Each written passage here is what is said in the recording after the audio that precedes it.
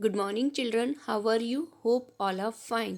Yes, हमारा अभी कौन सा चैप्टर चल रहा है? हमारा चैप्टर चल रहा है chapter number 16 fundamental rights and duties.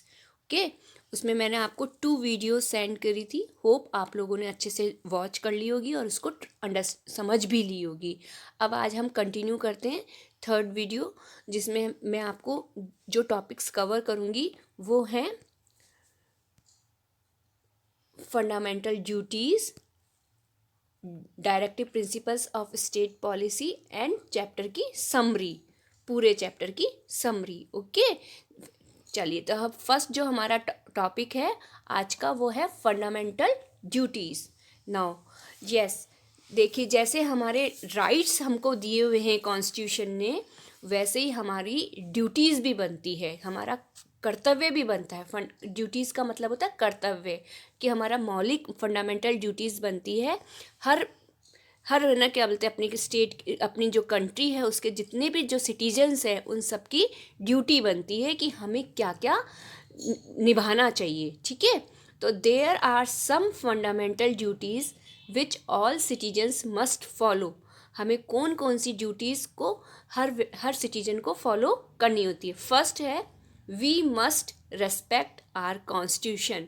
Yes, हमें हमारे कॉन्स्टिट्यूशन की रेस्पेक्ट करनी चाहिए। Okay, next one is we must respect our national flag and the national anthem. अब देखो, जो हमारा नेशनल फ्लैग है और जो नेशनल एंथम है, ये हमारे क्या है, बहुत ना पूजनीय है, रेस्पेक्टेड है ये हमारे, उनको हमें रेस्पेक्ट करनी चाहिए। अब जो नेशनल फ्लैग है, देखो उसके कुछ मैं आपको 2-4 चीज़ें बता रही हूँ, उसको हमें फॉलो करना चाहिए। एक तो हमारा जो नेशनल फ्लैग होता है वो ऐसे नहीं कि जहाँ मन में आई जैसे आया उसको फेंक दिया, फाड़ दिया, मोड़ दिया, इस तरह से उसको नहीं करना चाहिए। हमें उसका रेस्पेक्ट करना चाहिए। और इसको क्या बोलते, कब कब होस्टिंग की जाती है नेशनल फ्लैग की? 15 अगस्त को, इंडिपेंडेंस डे को, तो क्या बोलते हैं, हमारे प्राइम मिनिस्टर करते हैं होस्टिंग रेड फोर्ट से। और 26 जनवरी जब हमारा रिपब्लिक डे होता है, जो अभी आने वाला है ना, इसी मंथ में आता है, जनवरी के मंथ में 26 जनवरी को। होप आप लोगों को सबको मालूम होगा, मैंने आपको एक्सप्लेन भी किया हुआ है। उसमें प्रेसिडेंट होस्टिंग करते हैं नेशनल फ्लैग को। ओके, और हमारा जो नेशनल फ्लैग की जो बात है वो क्या होते हैं, हम मॉर्निंग से इवनिंग तक तो उसको ना, फ्लैग को ना फहरा के रखते हैं और रात को उसको झुका देते हैं ठीक है। और ये नेशनल फ्लैग हमारे क्या बोलते हैं, उसको ना तो उसकी बहुत अच्छे से उसकी केयर करनी होती है। अगर नेशनल फ्लैग को अगर हमारे ना मतलब उसको ना अनटाइडी कर दिया, उसको मोड़ दिया, तोड़ दिया या ख़राब कर दिया, तो उससे हमें पनिशमेंट मिलती है। ओके, नेशनल एंथम, जो नेक्स्ट जो हमारा नेशनल एंथम है उसको भी हमें रेस्पेक्ट करना चाहिए। नेशनल एंथम कौन कौन सा नेशनल एंथम है हमारा, हमारी कंट्री का जन गण मन। अब देखो, जन गण मन, आपने हमेशा कोई भी अच्छा काम करते हैं उसके लास्ट में हम नेशनल एंथम को बोलते हैं। जैसे हमारे जितने भी नेशनल फेस्टिवल्स होते हैं उसमें नेशनल एंथम को गाया जाता है। और जब स्कूल्स में प्रेयर्स होती है या कोई भी ना मतलब हमारी कंट्री से रिलेटेड जो भी कोई ना बात होती है, तो उसके लिए नेशनल एंथम को गाया जाता है। ठीक है, हमारा जो नेशनल एंथम है उसको हम किस हिसाब से गाते हैं, उसमें बिल्कुल अटेंशन की पोजीशन में। होप आप लोगों को सबको मालूम होगा, असेंबली में सब टीचर्स, प्रिंसिपल मैम और जो भी जो बच्चे प्रेयर कराते हैं वो सब अटेंशन करवाते हैं, हम तब उसी के बाद में नेशनल एंथम गाते हैं। ठीक है ना सबको, और आप लोगों को सबको लर्न भी होगा नेशनल एंथम। नाउ नेक्स्ट जो हमारी ड्यूटी है वो है we must protect our country in case of some external danger. अब देखिए, एक्सटर्नल का मतलब क्या होता है, बाहरी जो खतरे होते हैं ना, उससे हमें हमेशा अपनी कंट्री को प्रोटेक्ट करके रखना चाहिए। नेक्स्ट हमारी जो ड्यूटी है वो है we must practice non violence. हमें हमेशा क्या बोलते हैं, हिंसा नहीं करनी चाहिए, किसी को तकलीफ़ नहीं पहुंचानी चाहिए। नॉन वायलेंस का मतलब होता है किसी को भी तकलीफ़ ना पहुंचाए, चोट नहीं पहुंचाए, ना ही किसी को किसी तरह का हार्म, अहिंसा करें, है ना, हिंसा नहीं करें किसी भी तरह की। नेक्स्ट जो हमारी ड्यूटी है वो है we must protect our environment. और हमारा जो एनवायरनमेंट है, हमारा जो एटमॉस्फेयर है जो पूरी क्या बोलते हैं हमारे जितने भी उसको प्रोटेक्ट करके रखे। यस, हमारी जो नेक्स्ट जो ड्यूटी है वो है we must take care of public property. Yes, public, सबसे पहले हम पब्लिक का मतलब समझ लें। पब्लिक का मतलब होता है जो गवर्नमेंट ने ओन करी है प्रॉपर्टी, उसे पब्लिक प्रॉपर्टी कहते हैं।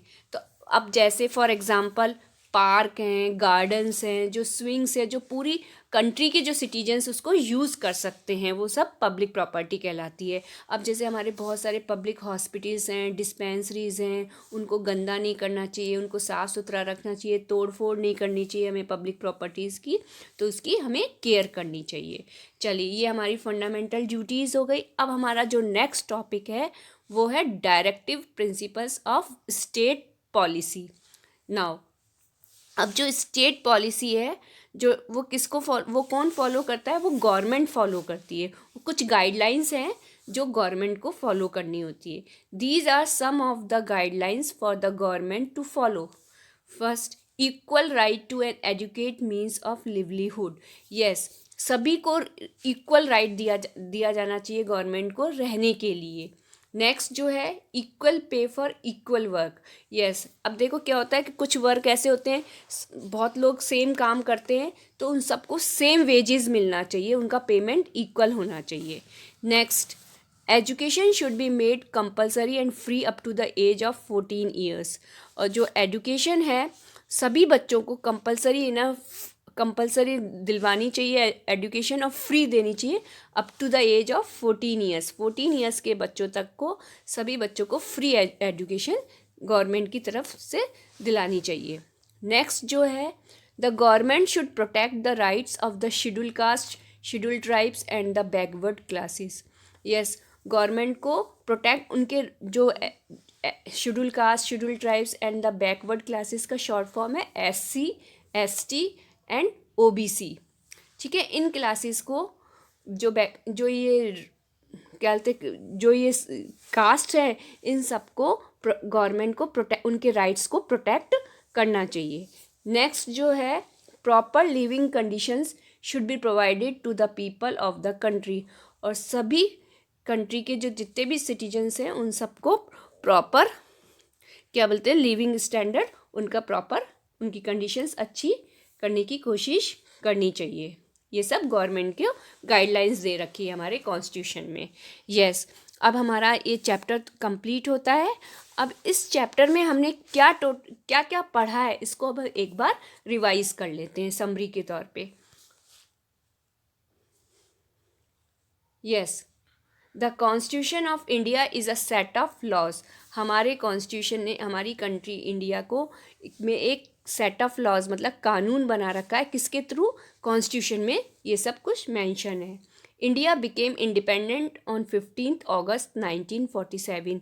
और हमारी कंट्री इंडिया कब इंडिपेंडेंट हुई थी, 15 अगस्त 1947 को।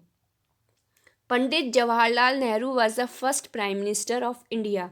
हमारे first prime minister after independence कौन थे, पंडित जवाहरलाल नेहरू, और इनको चाचा नेहरू के नाम से भी जाना जाता है। Doctor Rajendra Prasad was the first president of India. हमारे फर्स्ट प्रेसिडेंट ऑफ इंडिया कौन बने थे after independence, doctor Rajendra Prasad. Doctor BR Ambedkar was the chairman of the drafting committee. Yes, हमारी जो कॉन्स्टिट्यूशन की जो ड्राफ्टिंग कमेटी बनी थी उसके चेयरमैन कौन रहे थे, doctor BR Ambedkar Sahib. The Indian citizens enjoy 6 fundamental rights. Yes, हमारे इंडियन सिटीजन्स को कितने फंडामेंटल राइट्स दे रखे हैं, 6 फंडामेंटल राइट्स दे रखे हैं। Yes, right to freedom allows freedom in 6 areas. जो हमारा राइट टू फ्रीडम है उसमें हमें 6 एरियाज में फ्रीडम मिली हुई है। Towards our country there are certain fundamental duties that all citizen must follow. हमारी कंट्री में कुछ फंडामेंटल ड्यूटीज़ दे रखी है सिटीजन्स को, उन सबको फॉलो करनी चाहिए। The directive principles of state are the guidelines for the government. और हमारी कॉन्स्टिट्यूशन में जो डायरेक्टिव प्रिंसिपल्स दे रखे हैं उसमें जो गाइडलाइंस दे रखी है उन्हें गवर्नमेंट को फॉलो करनी चाहिए। ओके, ये हमारा चैप्टर आज कंप्लीट होता है। होप आप लोगों को क्या बोलते हैं ये चैप्टर अच्छे से समझ में आ गया होगा। इसकी प्रॉपरली आप रीडिंग करेंगे चैप्टर की, और इसके जितने भी डिफ़िकल्ट वर्ड्स हैं उनको आप लर्न करेंगे और अच्छे से उनको right in your notebook, copy में आप नोट भी करेंगे और इसको अच्छे से पढ़ेंगे। मैंने कुछ क्वेश्चंस आपको पहले सेंड कर दिए थे इस चैप्टर से रिलेटेड, जिनकी मैंने वीडियो सेंड कर दी थी।